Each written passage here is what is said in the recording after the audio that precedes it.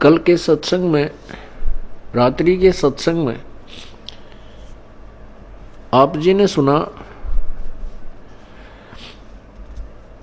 कि एक बहन जिसका नाम चंद्र प्रभा था, पुण्यात्माओं कल गलती से ये दास चंद्र प्रभा की स्थान पर शशि प्रभा बोल गया।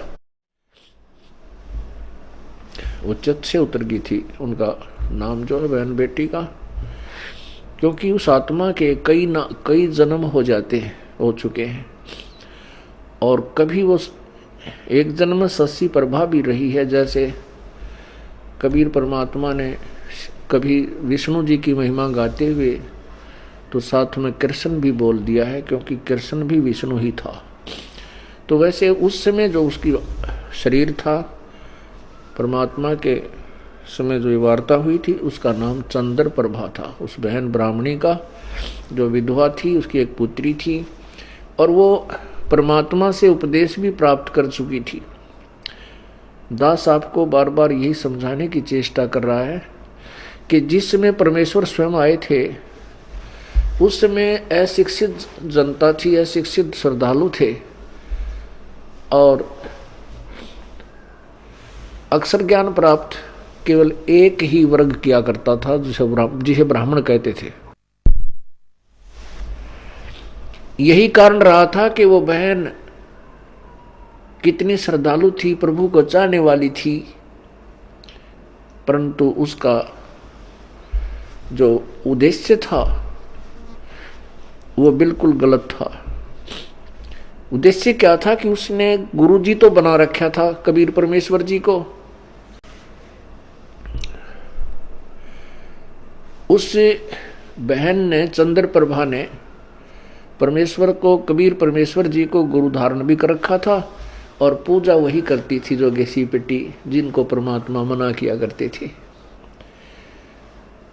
कि पत्थर पूजे हरि मिले तो मैं पूजूं पहाड़, और ताते वो चक्की भली जो पीस खावे संसार। तुम्हारे उस मिट्टी के भगवान थे, पत्थर के भगवान से तो यदि तुम उसके पूजने से परमात्मा प्राप्ति मानते हो तो मैं पहाड़ को पूज दूं जिससे शीघ्र मिले, क्योंकि वो बड़ा पत्थर है। और तुम्हारे उस मिट्टी के भगवान से अच्छी तो वो पत्थर के भगवान से अच्छी तो वो पत्थर के पार्ट युक्त चक्की, जो हाथ से आटा पीसने की चक्की होती थी। कहते वो चक्की अच्छी जिससे कम से कम आटा तो पीस देता वो पत्थर। परमात्मा यही ज्ञान रह कर दिया करते थे कि मंदिर के अंदर प्रभु नहीं है, मंदिर में केवल प्रभु का चित्र है। प्रभु से काम बनेगा, प्रभु से लाभ होगा, चित्र से नहीं।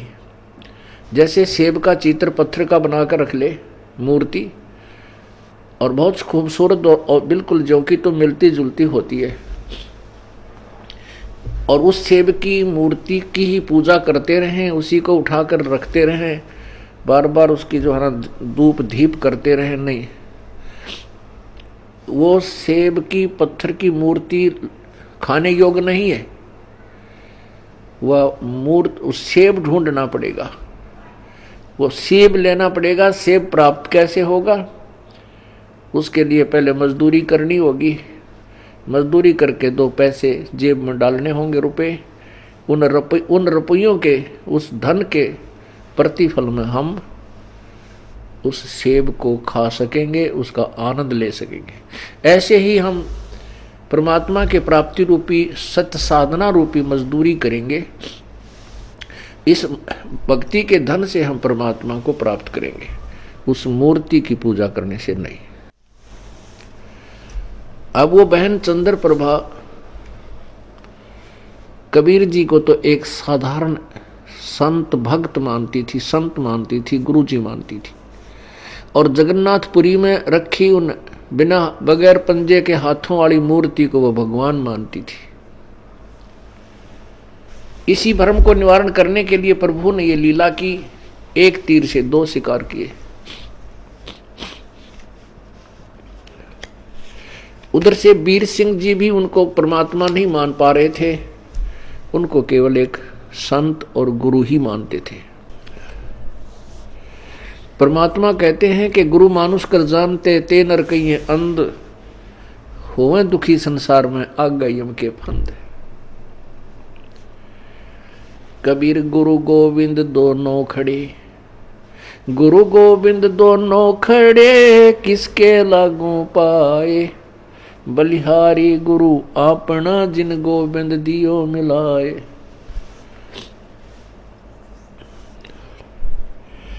कबीर हरि के रूठता, गुरु की शरण में जावे, कहें कबीर गुरु रूठ गए तो हरि ना होत सहाय।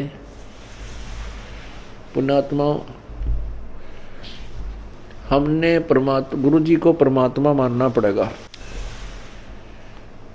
उस समय तो परमात्मा स्वयं आए थे, लेकिन वो भूमिका गुरु की ही कर रहे थे, एक संत की कर रहे थे। और उस समय परमात्मा स्वयं आए हुए थे तो भी ज्ञानहीन व्यक्ति, श्रद्धालु, अनुयायी, तो भी उनको एक सिंपल मैन मानते थे, एक भक्त गुरु संत ही मानते थे। क्योंकि ऐसे शिक्षित व्यक्ति जो होते हैं वो ज्ञान के तह तक नहीं पहुंच पाते। कितनी बार समझा लिया प्रभु ने, लेकिन एक वो अक्षर ज्ञान युक्त अज्ञानी संस्कृत भाषा बोलकर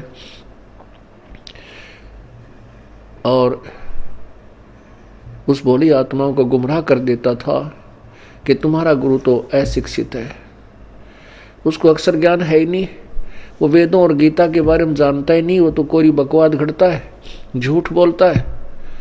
तो हम वो अनुयायी जो प्रभु के थे वो विचलित हो जाते थे और वो मान लेते थे उस अज्ञानी अक्षर ज्ञान युक्त प्राणी की इन बातों को कि सचमुच हमारे गुरु जी तो अशिक्षित हैं, इसलिए ये वेदों और गीता को तो नहीं जान सकते। और वेदों और गीता जी के बारे में तो ब्राह्मण लोग ही सही बताते हैं, पुराणों के विषय में यही सही जानते हैं, क्योंकि सभी पुराण, सभी पवित्र सदग्रंथ, पवित्र गीता जी, पवित्र चारों वेद, पवित्र पुराण सभी संस्कृत लैंग्वेज के अंदर लिपिबद्ध है। इस बात का वो नाजायज फायदा उठाएगी। परमात्मा ने इसलिए ये समय सेलेक्ट किया, ये टाइम सेलेक्ट किया कि पिछली पीढ़ी के अंदर शिक्षित होगा सारा समाज, उस समय ये मेरे को पहचान पाएंगे मेरे बच्चे, और इन काल के दूतों को ये धिक्कार देंगे, ठुकरा देंगे, छोड़ देंगे, त्याग देंगे। गुरु मानुष कर जानते ते नर कहिए अंध, ओए दुखी संसार में आगे यम के फंद। पुण्यात्माओं, अज्ञान की इतनी गहरी छाप हमारे ऊपर हो चुकी है कि हम परमात्मा की परिभाषा से अपरिचित हैं। हम परमात्मा को निराकार मानते हैं। ये अज्ञानी संत, ऋषि, महर्षि और गुरुजन परमात्मा को निराकार बताते रहे, जबकि हमारे सब सदग्रंथ और जिन महापुरुषों ने परमात्मा के दर्शन हुए, उन्होंने अपनी अमृतवाणी में परमात्मा को साकार बताया है और मनुष्य सदृश बताया है, मनुष्य जैसा। लेकिन उनके शरीर के मटेरियल में और हमारे शरीर के मटेरियल में बहुत अंतर है। परमेश्वर का शरीर तेज पुंज का है, उनके शरीर की शोभा बहुत ही अधिक है। करोड़ सूर्य और करोड़ चंद्रमा की मिली जुली रोशनी भी उनके एक रोमकूप की रोशनी से फीकी है। वो साकार हैं और मनुष्य सदृश हैं। परमात्मा के उस स्वरूप को चरम दृष्टि से नहीं देखा जा सकता, उसको केवल दिव्य दृष्टि से देखा जा सकता है। और परमात्मा जब यहाँ आते हैं, अपने उस अत्यधिक तेजों में शरीर के ऊपर एक हल्का ओवरकोट डालकर अपने शरीर के उस वास्तविक तेज को कुछ छुपा करके यहाँ प्रकट होते हैं। सहशरीर आते हैं और सहशरीर चली जाते हैं। उसमें वे एक संत, भक्त, हंस और एक जनसाधारण की भूमिका करते हैं। परमात्मा पाने के लिए गुरु जी, गुरु बनाना अति आवश्यक है। राम कृष्ण से कौन बड़ो, उन्हों भी गुरु कीन, तीन लोक के वे धनी, गुरु अग अधीन। राम कृष्ण बढ़ते पुर राजा, तिन गुरु बंद कीन निज काजा। कहते हैं राम कृष्ण से तो तुम किसी को बड़ा नहीं मानते। उन श्री रामचंद्र जी ने और श्री कृष्णचंद्र जी ने भी गुरु बनाए और वो तीन लोक के मालिक भी गुरु जी के समक्ष नतमस्तक रहे, एक गुरु मर्यादा में रहे। श्री रामचंद्र जी ने वशिष्ठ जी को गुरु बनाया और श्री कृष्णचंद्र जी ने दुर्वासा जी को आध्यात्मिक गुरु बनाया। श्री कृष्ण जी के संदीपनी जो थे वो अक्षर ज्ञान के गुरु थे, उन्होंने उनको अक्षर ज्ञान सिखाया था। गुरु मानुष कर जानते, अब ये तो सिद्ध हुआ कि गुरु का होना अति आवश्यक है। आध्यात्मिक अपने इस ज्ञान, आध्यात्मिक मार्ग को, आध्यात्मिक क्रियाओं को सफल करने के लिए, परमात्मा प्राप्ति के लिए गुरु जी का होना अति आवश्यक है। अब गुरु जी के प्रति हमारा कैसा व्यवहार बर्ताव हो। गुरु गोविंद कर जानियो, रहिए शब्द समाये, मिले तो दंडवत बंदगी, नहीं पल पल ध्यान लगावे। कहते हैं परमात्मा स्वयं संकेत कर रहे हैं कि गुरु गोविंद कर जानियो, गुरु जी को भगवान मानकर चलना और उनकी आज्ञा का पालन करना, उनके द्वारा दिए गए मंत्र का खूब डट के साधना करना, भजन करना श्रद्धा से। और जब भी आपको मिले दंडवत प्रणाम कीजिए। यदि आपसे दूर हैं तो पल पल उन्हीं का ध्यान कीजिए।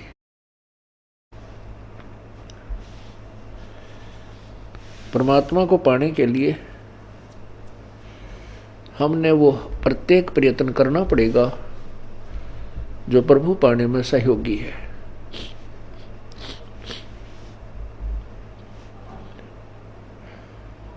जैसे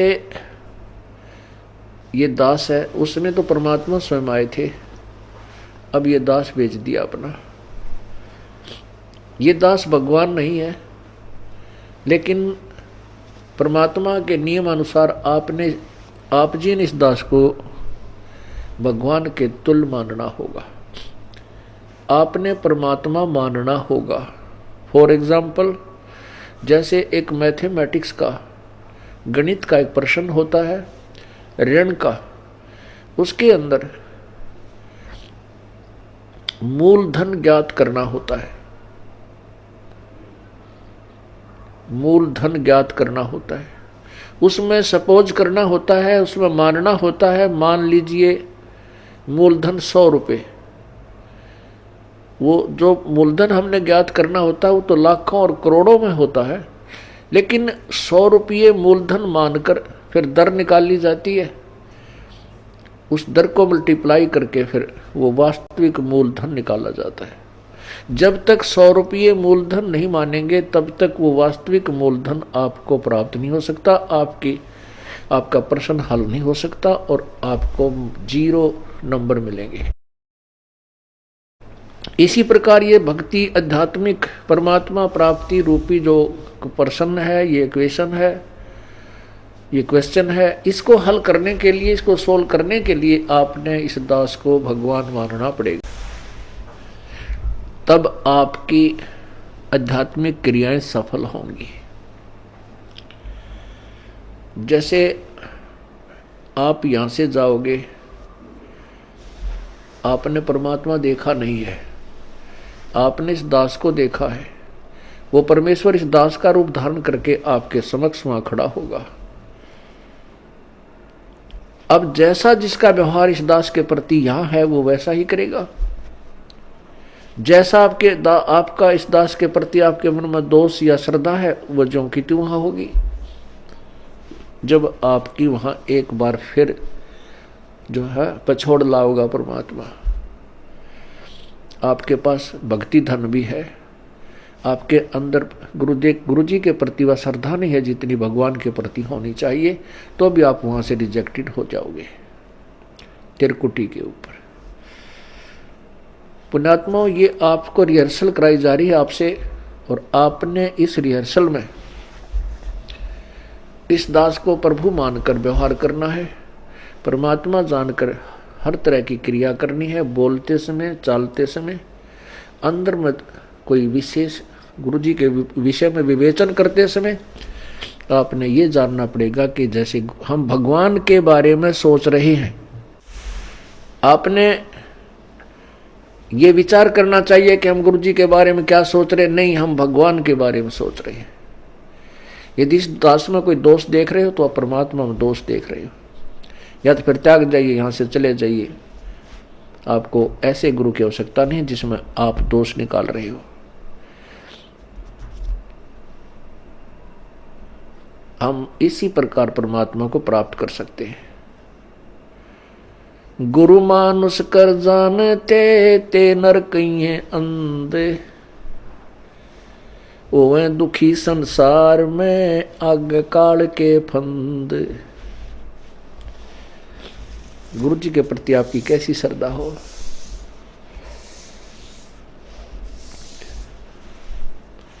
जैसे वो बहन चंद्र प्रभा परमात्मा गुरु जी को भी गुरु भी धारण कर रखा था, और जगन्नाथ जो पुरी वाला भगवान है, जो मिट्टी का माधो, उसको भगवान मान रही, और वो वास्तविक परमात्मा उनके पास रहे, उनसे बात करे, उनको ज्ञान समझा, उसको सुख दे, वो भगवान नहीं। फिर भी श्रद्धा वही थी उस नालायक की। तब परमात्मा ने उसके उस भ्रम को निवारण करने के लिए एक तीर में दो शिकार किए थे। उधर से वीर सिंह बघेल, काशी नरेश भी उनको केवल एक सिंपल मैन और एक संत मान रहे थे।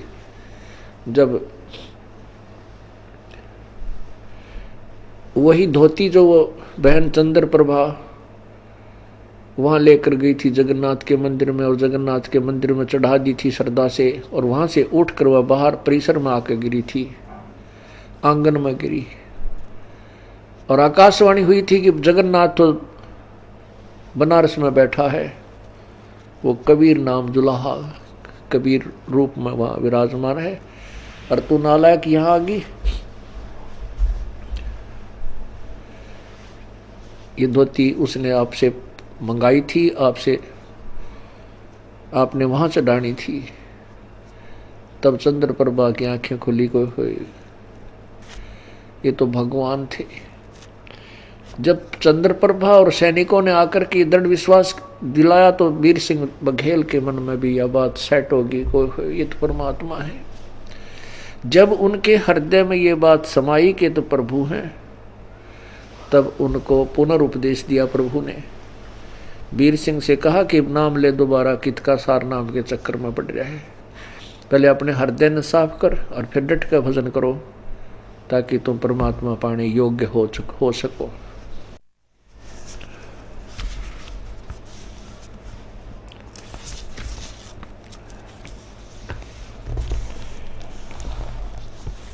गुरु जी के प्रति गुरु की महिमा आप प्रतिदिन पढ़ते हो नित्य नियम में, लेकिन आप पढ़ते हो उसके ऊपर विवेचन नहीं करते। आप प्रतिदिन क्या सुनते और पढ़ते हो। कबीर दंडवत गोविंद गुरु बंधु अविजन सोए, पहले बहे प्रणाम तेन नमो जो आगे होए। कबीर दंडवत गोविंद गुरु, गोविंद गुरु माने गुरु भगवान को नमस्कार करूं। दंडवत गोविंद गुरु गुरु भगवान, गोविंद माने भगवान, गुरु मीन गुरु, गुरु भगवान को दंडवत प्रणाम करूं और बंदू अविजन सोए, पहले भय प्रणाम ते नमो जो आगे होए। ऐसे महापुरुष गुरुदेव के तुल आगे और पीछे जो भी आए हैं उन संतों को नमस्कार है। गुरु को कीजय दंडवतम, कोटि कोटि प्रणाम, कीट न जाने भृंग को यूं गुरु कर ले आप समान।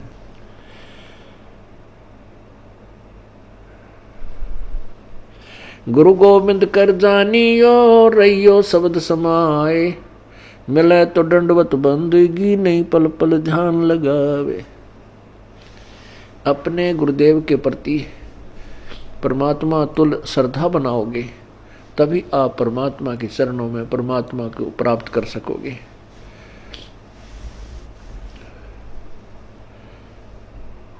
गुरुदेव में कैसे आपकी श्रद्धा बनी वह बताया है कि सामने आए तो दंडवत प्रणाम हो, और नहीं तो फिर उन्हीं का ध्यान, उन्हीं के द्वारा दिए गए मंत्र पर विवेचन, उसका सिमरण, और रह रह कर आपके हृदय ये आत्मा ये पुकार करेगी, तड़फेगी को हो ऐसा निर्मल ज्ञान है भगवान कहाँ थे, अगर गुरु जी ना मिलते तो हमारी क्या दुर्गति होती। इस तरह की विवेचन जो करना है ये भी गुरुदेव का ध्यान है।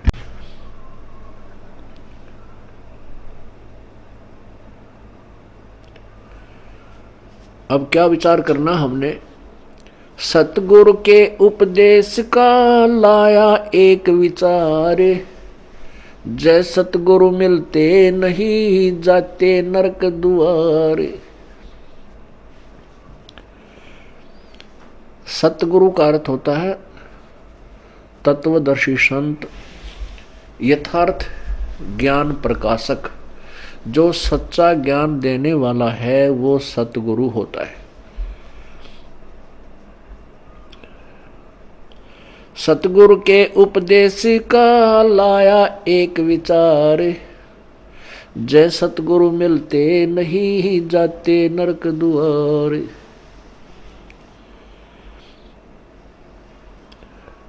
यम द्वार में दूत सब करते खेचातान, उन तक कभू ना छूटता फिर फिरता चारों खानी। कबीर चार खानी में भरमता कभो न लगता पार, सो फेरा सब मिट गया मेरे सतगुरु के उपकार। होय होय, इतनी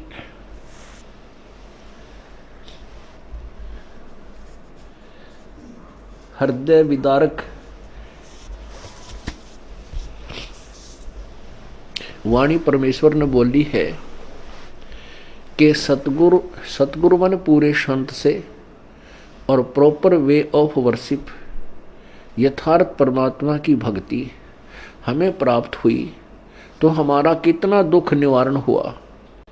यदि सतगुरु ना मिलते और नकली गुरुओं के साथ हम लगे रहते, लोक वेद के आधार पर भक्ति करते रहते, तो क्या होता कि हम नरक में डाले जाते। वहां पर यम के दूत हमें खूब सताते। कैसे सताते हैं यम के दूत? जैसे किसी को कोड लगा हुआ हो और उसको फिर ये किसी के जख्म हो गए हों, फुंसी हो जाए, उनमें मवाद हो, ये मक्खियां कितना परेशान किया करती हैं। ऐसे यम के दूत नरक के अंदर इन प्राणियों को परेशान करते हैं। इनके शरीर पर ऐसा उस पाप के कारण ऐसी व्यवस्था बन जाती है सूक्ष्म शरीर पर, और जिसमें यहाँ से लेकर के यम के दूत चलते हैं भक्तिहीन प्राणी को, और जो भक्ति कर रहा है लेकिन शास्त्र विरुद्ध कर रहा है उस प्राणी को, तो वहां नरक में डालने के लिए झुंड के झुंड को, पूरे समुदाय को लठ मार मार कर ले जाए।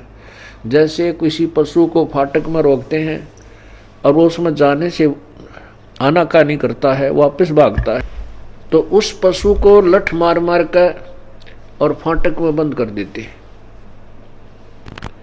ऐसे ही यम के दूत लंबे लंबे भाले लेकर हाथों में गदा लेकर के इनको कूटते हुए और उस नरक के अंदर ठोक देते हैं।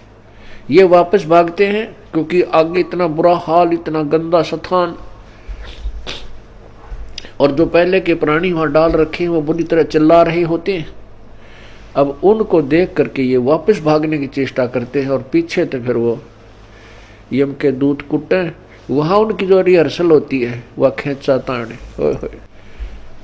उस खेचा ताण की बिरान माटी, वो दुख, और फिर नरक के अंदर कष्ट। उसके बाद क्या होता कि 84 लाख योनियों में कभी कुत्ते बनते, कभी गधे बनते, सुअर बनते, गंदी नाली के कीड़े बनते। वो सब सारा का सारा कष्ट परमेश्वर के इस सत्य नाम से, पूरे संत के ज्ञान से और उनके द्वारा बताई गई भक्ति विधि से सब आप बाईपास निकल गए। न नरक में जाना पड़ेगा, न काल की तपतशिला पर आपको जाना पड़ेगा, और न ही 84 लाख योनियों में आपको जाना पड़ेगा। पुण्यात्माओं, आप तो बालक हो, क्योंकि भक्ति मार्ग का ज्ञान कभी हमने सुना नहीं। केवल जैसा भी परंपरागत हमारे जिस भी धर्म में हम जन्मे हैं उन्हीं लोक वेद को हम अंतिम भक्ति का ज्ञान, आध्यात्मिक ज्ञान मानकर उसी पर आश्रित थे। वो तो कैखा भी नहीं थी भक्ति का, आध्यात्मिक ज्ञान का वो कैखा भी नहीं प्राप्त था हमारे को। अब ये विस्तार से एक पूर्ण इतिहास आपके समक्ष प्रभु दत्त पेश किया जा रहा है। अब जिससे सतगुरु के उपदेश यानी ज्ञान और मंत्र भक्ति से इतना ढेर सारा कष्ट हमारा टल गया हो, तो उस गुरु जी के बारे में क्या बताते हैं। कबीर चार खानी में भरमता, कभो न लगता पार, सो फेरा सब मिट गया सतगुरु के उपकार। 7 समुद्र की मसी करूं, लेखनी करूं बन राय, धरती का कागज करूं, गुरु गुण लिखा न जाए। क्या बताते हैं परमात्मा, अपनी महिमा आप ही सुनाते हैं कि ऐसे परम संत कि क्या महिमा करो। यदि मैं पूरी पृथ्वी का कागज बनाऊं और 7 समुद्रों की इंक बना लूं, एक पेड़ में एक वृक्ष की कितनी कलम बन जाएंगी बिना गिनती की। और फिर कहते पूरे समुद्र के सारे समुद्रों की इंक बना के और धरती के जितना लंबा कागज लेकर जो लिखने लगूं, तो ऐसे सतगुरु की महिमा, उनके गुण का मैं गुणगान नहीं कर सकता, नहीं लिख सकता। वो थोड़ा पड़ जावे, 7 समुद्र भी खत्म हो जाए, वो कलम भी घिसने और कागज भी छोटा पड़ जावे, तो अभी पर उस ऐसे संत की महिमा शेष रह जावे। कबीर बलिहारी गुरु आपना, घड़ी घड़ी 100 बार, मानुष से देवता किया करत न लागी बार। कबीर गुरु को मानुष जो गेणे, और चरणामृत को पान, ते नर नरक में जावेंगे जन्म जन्म होवे समान।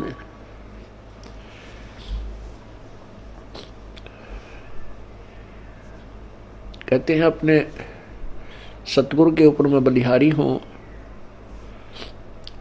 घड़ी घड़ी 100 बार उनके द्वारा दिए गए ये अनमोल ज्ञान रह रहकर उमंग के साथ याद किया जाता है। और ऐसे संत के प्रति एक विशेष श्रद्धा बनती चली जाती है। बलिहारी गुरु आपना, घड़ी घड़ी 100 बार, मानुष से देवता किया करत न लाई वार। हम मनुष्य का शरीर अवश्य रखते थे, लेकिन कर्म मनुष्य के हमारे नहीं थे।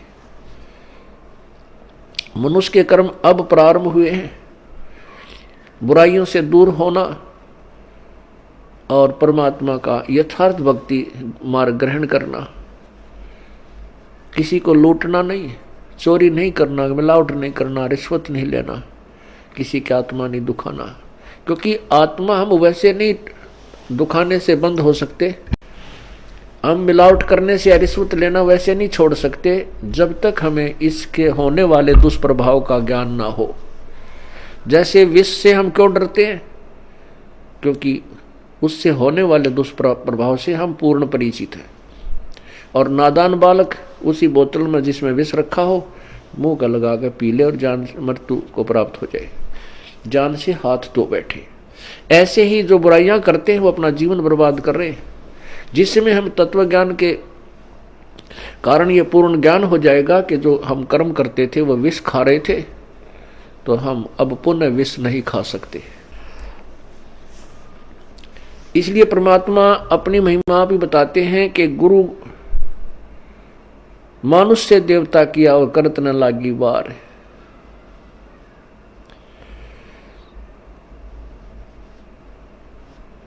कबीर गुरु को मानुष जो गिरण और चरणामृत को पान, ते नर नरक में जावेंगे जन्म जन्म हमें समान। गुरु मानुष कर जानते ते नर कहिए अंध, ओवे दुखी संसार में आगे यम के फंद। कबीरा ते नर अंध है गुरु को कहते और, हरि के रूठे ठोर है गुरु रूठे नहीं ठोर। कबीरा हरि के रूठते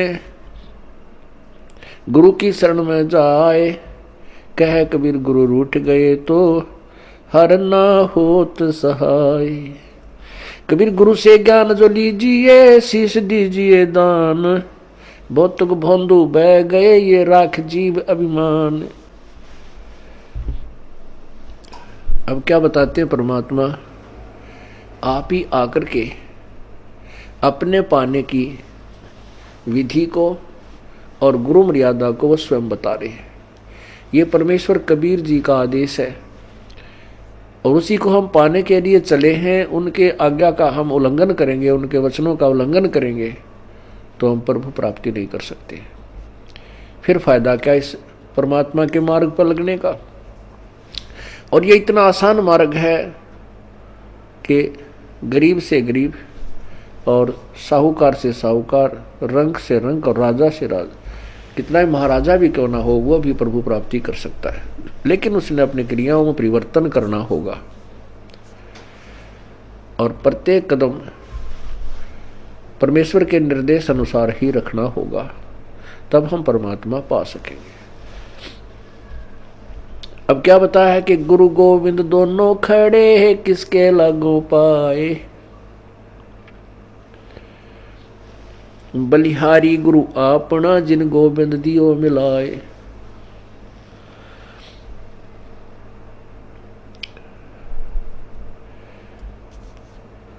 कबीर गुरु के रूठ त्या हरि की, कबीर हरि के रूठ त्या गुरु की शरण में जावे, कहे कबीर गुरु रूठ गए तो हर ना होत सहाय। परमात्मा स्वयं ही बता रहे हैं कि एक तरफ गुरु जी खड़े हैं और दूसरे साथ में परमात्मा खड़े हैं, तो किसके हम चरण छुएं, किसका विशेष आदर करें, किसकी चाह प्रथम करें? आप ही उत्तर दे रहे हैं कि बलिहारी गुरु आपना जिन गोविंद दियो मिलाए। अब इस उदाहरण को आपको समझाया जाएगा कि जैसे एक मटके में घड़े में जल है, वो तो समझो भगवान है। एक तरफ हैंडपंप खड़ा है वर्किंग पोजीशन में, चालू हालत में। एक तरफ तो हैंडपंप यानी नल है, एक तरफ एक मटके में घड़े में जल है। तो उस मटके के जल को तो भगवान समझो और नलके को गुरु जी समझो। तो इन दोनों में से कहते मैं किसके चरण छूं अर्थात किसको महत्व दूं? आप ही उत्तर देते हैं कि बलिहारी गुरु आपना जिन गोविंद दियो मिलाए। मटके में 10 किलो 20 किलो पानी है, जल है, और उसने कोई वो गिर जाता है, टूट जाता है, खत्म हुआ,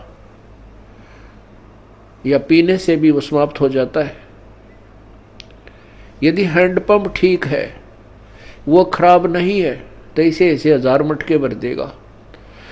कहने का भाव ये है कि यदि आपका राम कब रूठ गया, कबीर हरि जय रूठ जा, कबीर गुरु जय रूठ गया तो हर नहीं होत सहाय। और यदि कबीर हरि जय रूठ जा, गुरु की शरण में जावे, जिसमें आप जी के ऊपर, किसी व्यक्ति के ऊपर आपत्तियों का दौर शुरू हो जाता है, वो स्वयं कहने लग जाता है, भी मेरा राम रूठ गया, मेरा परमात्मा रूठ गया, मेरे थे मेरा भाग फूट गया, मेरा राम रूठ गया, तो उसके पुण्य समाप्त हो गए, पाप कर्मों से वो प्रभावित हो रहा है। जैसे आप कहीं खेत में या मजदूरी कहीं कर रहे हो, आपने एक मटका पानी का लेकर गए, वो काम करते करते पीते रहे, वो समाप्त हो गया, आपका जल खत्म हो गया, आपका राम रूठ गया। यदि जल और नहीं लाओगे तो प्यासे मर जाओगे। तो कहाँ जाते हैं? हैंडपंप या कुएं में। उस कुएं से या हैंडपंप से वो जल, वो मटका फिर भर लाते हैं, तो वो फिर से काम शुरू हो गया। पुण्यात्मा जो दुखी प्राणी हैं, उनका राम रूठ गया, उनका राम रूठा हुआ है, उनका भगवान रूठा हुआ है, क्योंकि उनके पुण्य समाप्त हो गए। वो जल थोड़ा बहुत था, वो पी प्या लिया तुमने, खत्म कर दिया। अब कहाँ जाएंगे उस जल को लेने के लिए? हैंडपंप पर। हैंडपंप से आप फिर मटका भर लाइए, मटका भर लाए, फिर जो अभाव, जल के अभाव से जो कष्ट था वो समाप्त हो गया, आपके प्राण बचे। ऐसे ही गुरुजी हैंडपंप है और जल भगवान है। अब यदि आपने हैंडपंप पे तोड़ दिया, उसको मिस हैंडल करके, उसके साथ बदव्यवहार करके, उसका ऐसे ऐसे झटके पटके नू नू कर कर वो तोड़ दिया, उसकी कोई वासर खराब होगी या किसी प्रकार भी, तो जल आना बंद हो गया। तो फिर वो जल जितना आपके पास आपके पुण्य है वो चलेंगे, तब तक चलेंगे, उसके बाद फिर आपको फिर दुख शुरू हो जाएगा, अर्थात वो जल फिर प्राप्त करना होगा आपका। यदि आपने कहते हैं आपका गुरु रूठ गया, आपका हैंडपंप खराब हो गया, तो जल नहीं, हर नहीं करे सहाय, हर नहीं होत सहाय। वो जल तो रहा नहीं, क्योंकि हैंडपंप उसका स्रोत था। कबीर हरि के रूठते गुरु की शरण में जाए, कहें कबीर गुरु रूठ गए तो हर ना होत सहाय। परमात्मा आगे क्या बता रहे हैं? गुरु से ज्ञान जो लीजिए, शीश दीजिए दान। गुरु जी से आप उपदेश, नाम मंत्र ले रहे हो, तो अपना शीश समर्पण कर दीजिए। शीश सौंप देने का तात्पर्य है कि गुरु जी के प्रत्येक आज्ञा का पालन कीजिए। बहुत तक भोंदू बह गए भाई, राख जीव अभिमान। होय होय, बहुत तक भोंदू बह गए अपने मन में अभिमान बना के गुरु जी के समक्ष, तो वो जीव पार नहीं हो सकते।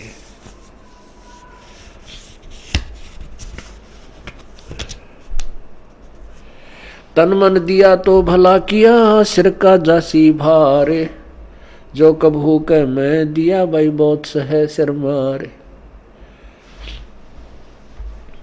अब जैसे कोई पुण्यात्मा है, कोई सेवा कर रहे हैं, कोई दान कर रहे हैं, और कोई भक्ति कर रहे हैं, सुमन करते हैं, देखा भाई अर्थ में माला रखता हाथ में, भाई वाह भाई वाह कमाल है। पुण्यात्मा, ये वाह शब्द है ना, ये केवल परमात्मा के लिए ही हो सकता है, जीव के लिए नहीं होना चाहिए। जैसे वाहेगुरु, वाहेगुरु का शब्द नानक साहब जी ने परमात्मा के लिए बोला था। वाह का पात्र केवल एक ही है।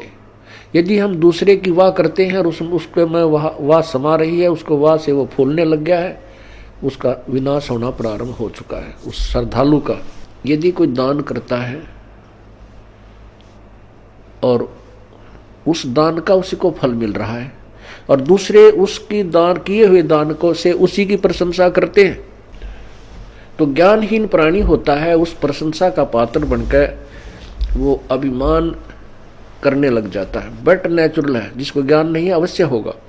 कोई सेवा अच्छी करता है, शारीरिक सेवा करता है, दूसरे ने कहा वाह भाई यू या बहन या भाई, ये तो भाई दिन रात इसने सेवा में अपना शरीर गाल रखे है, तो कुछ दिनों में उसके अंदर भी यह बीमारी होएगी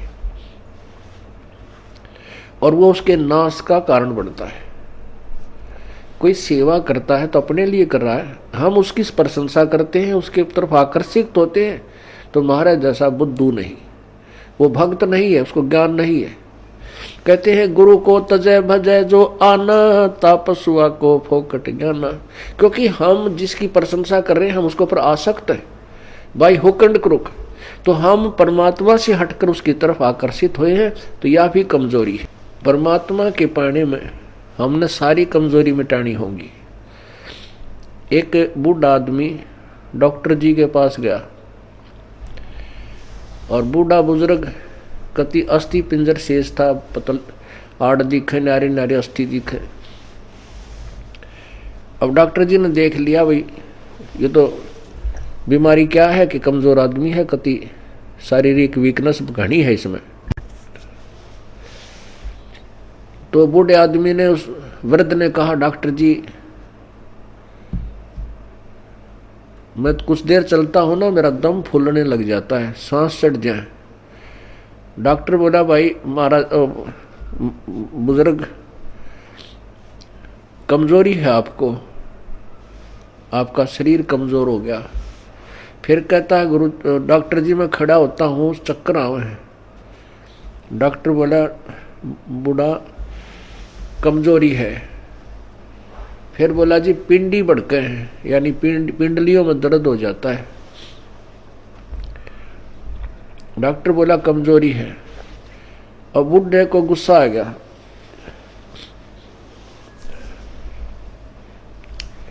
और बूढ़ा बोला तू डॉक्टर है गम चक्कर, एक के बाद जाना है कमजोरी है कमजोरी है, कि मैं और भी जाना है और भी बताओगा।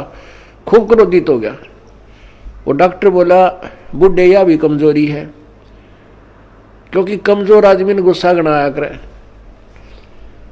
तो पुण्यात्माओं ये हमारे अंदर जो कमजोरियां हैं ये हमने सारी हटानी पड़ेंगी, तब हम परमात्मा पा सकते हैं। ना तो ठीक है जिस आप कर रहे हो ऐसा फल मिल जाएगा, और आने वाले जन्मों में आप राजा बन सकते हो, देव बन सकते हो, महादेव बन सकते हो, ब्रह्मा विष्णु महेश बन सकते हो, क्योंकि आपके अंदर इतनी कमाई बन जाएगी। और उसके बाद फिर आप गधे बन सकते हो और कुत्ते बन सकते हो। तो हमने या जन्म मरण का दीर्घ रोगी कटवाना पड़ेगा। अब समय आ गया है, उसकी औषधि का जो है खोज होगी है। जैसे पहले टीबी की कोई इलाज नहीं था, इसलिए इसको अक्षय रोग कहते थे। अक्षय माने नाश करने वाला, खत्म कर दे। अब टीबी कोई विशेष रोग नहीं रहा अगर समय पर उपचार करा लिया जाए तो इसी प्रकार अब इस जन्म मृत्यु रूपी अक्षय रोग की अब औषधि प्राप्त होगी हमें। थी तो पहले ही, लेकिन इसकी खोज करने वाला नहीं था। अब परमात्मा ने मेरे बख्शीश दास के ऊपर अपनी वो अनमोल जड़ी सरजीवन बूटी दे दी, इस सार नाम रूपी, और वो उससे ये जन्म मरण रूपी दीर्घ रोग आपका कटेगा। तो उस औषधि उपचार में आपने जो परहेज रखने हैं वो आपके नियम हैं, इनका भी पालन आपको आजीवन करना होगा, तभी आप इस रोग से मुक्त हो पाओगे।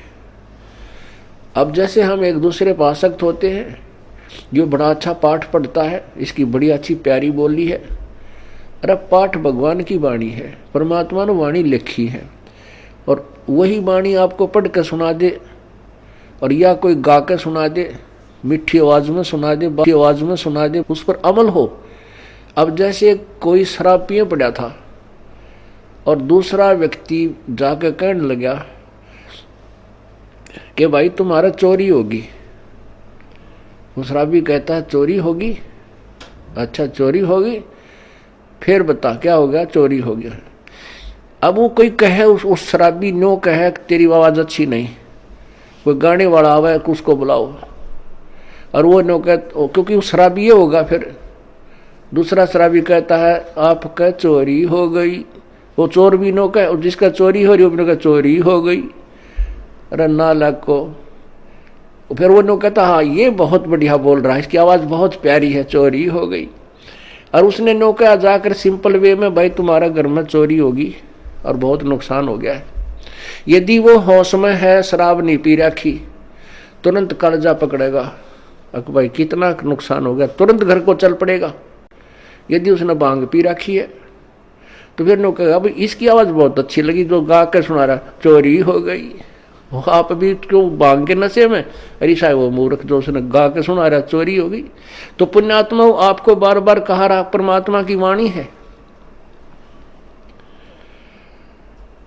क्या बताते हैं भगवान बार बार, इसने गा के कह दे चाहे वैसे कह दे, जो जिनकी भांग का नशा उतर गया वो तुरंत सचेत हो जाएंगे और उस मार्ग पर चल पड़ेंगे। क्या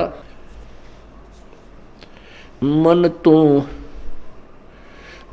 तू बस रे चल रे सुख के सागर, जहां शब्द सिंधु रत्नागर। अब चैत इसने नू गा के सुना दे, अर्थे सिंपल वे में कह दे, मन तू चल रे सुख के सागर, जहां शब्द सिंधु रत्नागर। कोट जन्म तेरे भरमत हो गए, कुछ ना हाथ लग्या रे, कुकर सुकर खरबा बोरे कौआ हंस उगारे। कोटि जन्म तू राजा की ना मिटी न मन की आशा, और भिक्षुकों का धर धर घूमया, ये मिला ना निर्गुण रासा।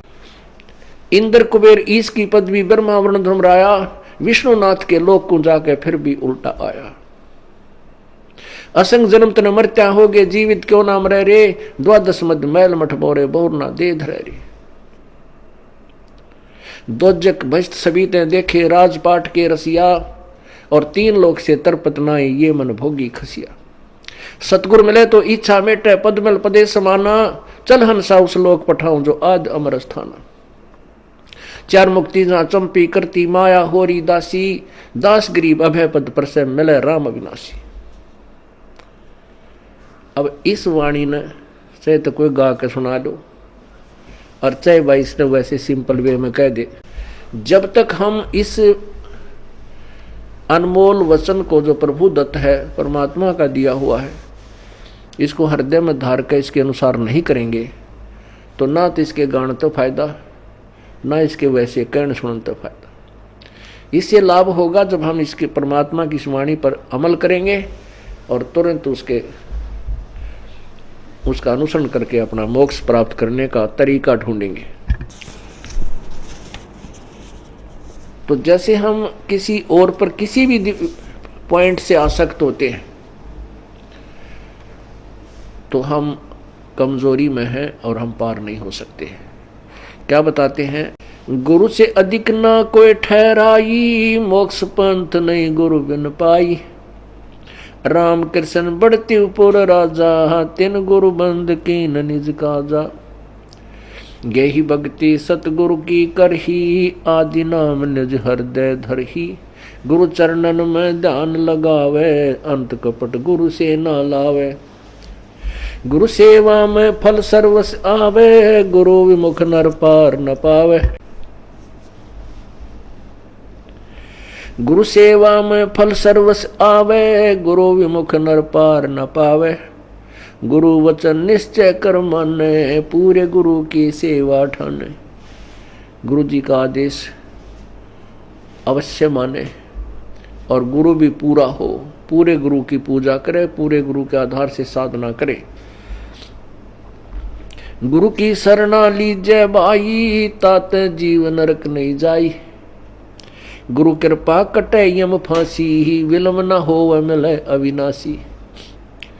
गुरु बिन काहू न पाया ज्ञान, जो थोथा बोछड़े मूड किसाना। तीर्थ व्रत और सब पूजा, गुरु बिन दाता और न दूजा। नौ नाथ 84 सिद्धा, गुरु के चरण सेवै गोविंदा। गुरु बिन प्रेत जन्म सब पावे, वर्ष सहस्र गर्भ सुरहावे। गुरु बिन दान पुण्य जो करही, मिथ्या होवे कबू ना फल ही। गुरु बिन भरम न छूटे भाई, ही कोट उपाय करो चतुराई। गुरु के मिले कटे दुख पापा, जन्म जन्म के मिटे संतापा।